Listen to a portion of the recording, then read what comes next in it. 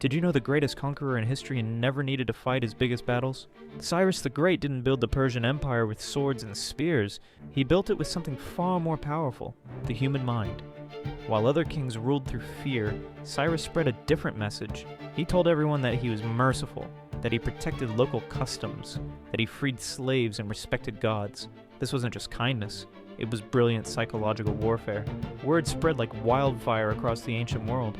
Surrender to Cyrus and he'll treat you better than your own king. Then came his masterpiece, Babylon, the world's most feared fortress city. Massive walls, endless supplies, impossible to conquer. But Cyrus didn't need to break down those walls. The Babylonians were so convinced he would be a better ruler than their cruel king Nabonidus, they literally opened the gates and welcomed him in. The greatest military victory in ancient history, one without a single battle. Cyrus proved that conquering hearts and minds beats conquering with armies every single time.